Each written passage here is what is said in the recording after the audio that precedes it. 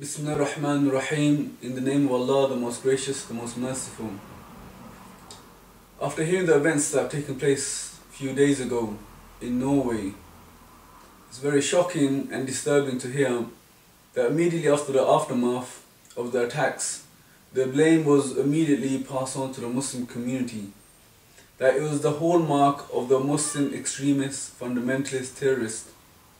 But without to even think for a moment, the media continued on its frenzy of the Islamophobia and blamed the Muslims and continued to make an environment where people like Breivik would emerge more.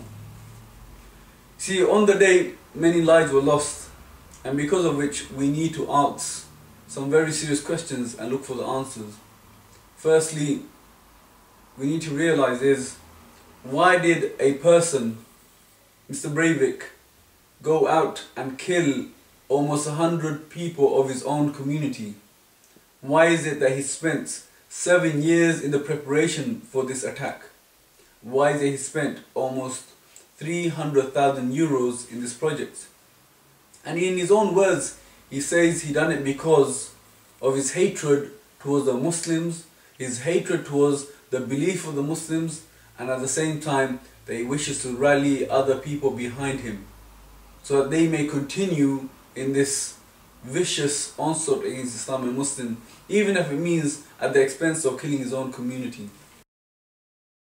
Now, the first thing we need to look at is what environment led to someone like Breivik coming about. Because it didn't happen yesterday. It's been taken a long time, in his own words.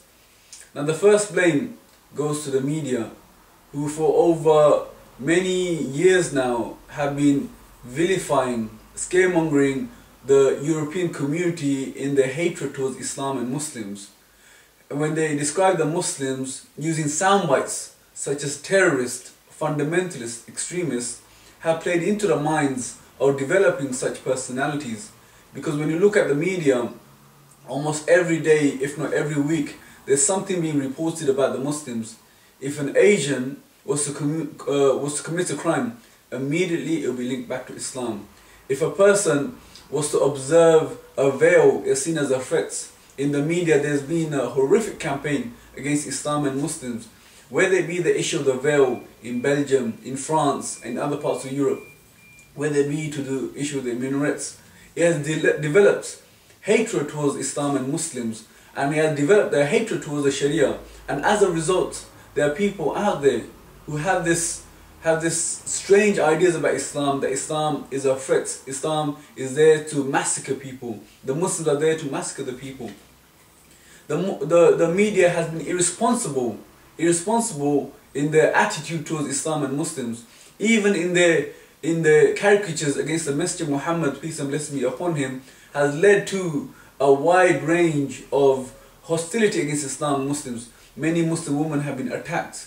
Many mosques have been desecrated. Many Muslim graves have been ruined because of the whole issues.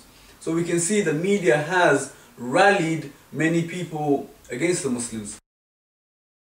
The Norwegian government has also been irresponsible in relation to producing people like Breivik. And I say this because they have not controlled the media and gave the media free hand to go about, do as they please in their vilification of Islam and Muslims, in their promotion of Islamophobia. It must be noted that as soon as the events in Norway took place, immediately it was assumed that the attacks were by Muslims, and immediately the elements of guilt came in, where the questions were asked, was it because of our role in Afghanistan, where hundreds and thousands of innocent civilians have been killed, where the whole infrastructure of a nation has been destroyed? Or is it because of our role in Libya, where we're working towards the destruction of a society over there? Or was it because of our immoral and unethical support for the Danish cartoons, the caricatures against the blessed Prophet Muhammad, peace and blessing be upon him? These kind of issues were immediately attributed. Was that the reason why? And it goes to show that deep down inside, they know, it is known that the Muslims have been harmed, the Islamic values have been harmed. Meaning the education in Norway was not there to counter these kind of ideas, but rather they're to promote the ideas. Not just the Norwegian government, but other politicians are also irresponsible in relation to what happened in Norway. For example, Breivik has also admitted his admiration for people like Geert Wilders, for his hatred towards Islam and Muslims, his crusade against the values of the Sharia, his crusade against the Quran. And when politicians go about behaving in this immoral, irresponsible and reckless ways, it will give fuel for people like Breivik to come about. We must remember, Breivik in his own words has said that I am doing this so that other people rise to the situation and counter the Marxists and the Islamic uprising in Europe. So these kind of politicians need to be more sensible about what they're doing, because rather than trying to solve the problem, they're actually part and parcel of the problem. The other factor that needs to be looked into is the EDL factor, the English Defence League. Breivik in his own words said that he admires organisations like EDL, and in his own words he said he has had communication with them. Though the EDL have given out the press release saying that they have no association with this person, but clearly a man who has spent all his wealth, killed many from his own people, attacked his own governments, and was even ready to die for the cause. Now, if he is saying that he's had communication, this is a matter that needs to be looked into seriously. One of the aspirations of Breivik was that he would like to see the formation of movements like EDL in Norway and other parts of Europe, because they are people who can get the Muslims to react to the EDL. Now, he's saying he had communications. Will there be investigations now on what kind of communication took place between Breivik and EDL? Was this communication intellectual communication, a share of ideas, or was there a share of military tactics? Something that needs to be investigated now. Will the government come in to ban EDL, to stop them from scaremongering and rallying the people against Islam and Muslims?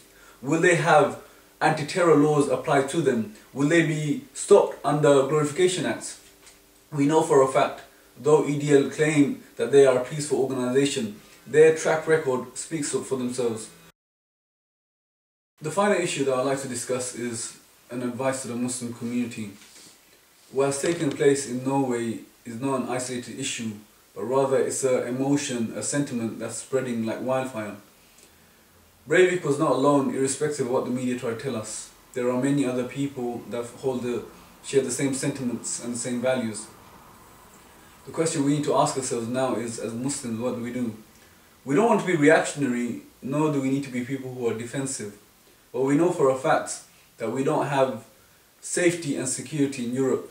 Even William Hague has come out and said there's nothing he can do to prevent from such a thing to happen in the UK. He can stop Al-Qaeda, but he can't stop fundamentalist Christians. And that is a very scary situation to be in. So as Muslims, we need to realize the reality at hand. We do not have the security. There are fundamentalist extremists out there that would do anything to come and attack us. If they can kill their own people, then who are we? We need to realize that as Muslims, it's very important right now that we need to be vigilant and we need to be together as a community.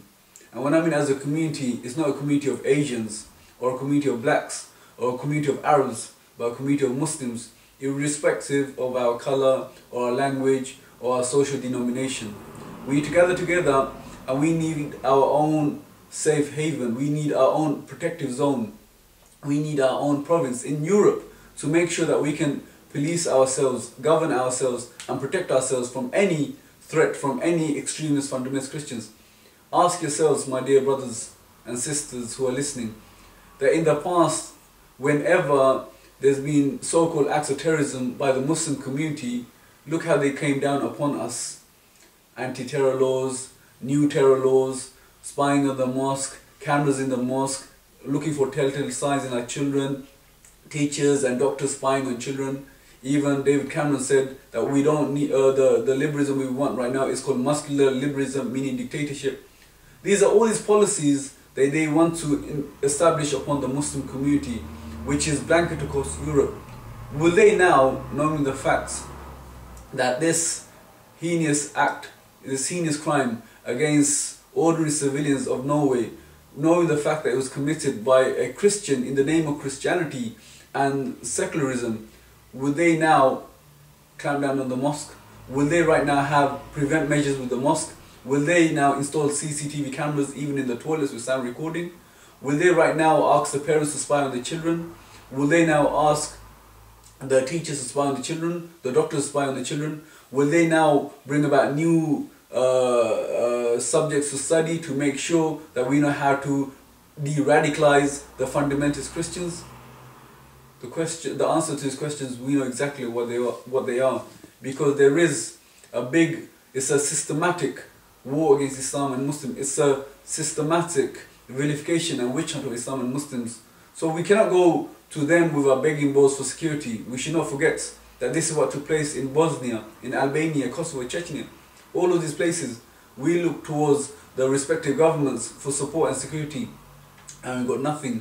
So we should learn from our mistakes and learn from the pages of history and make sure we do not replicate them, and rather we work towards our own province of security in Europe, where the Muslims can live together in harmony and peace and submission to Allah subhanahu wa ta'ala. May the peace and blessing be upon the Messenger Muhammad sallallahu alaihi wasallam. Wa sallallahu ala sayyidina Muhammad walhamdu rabbil alamin.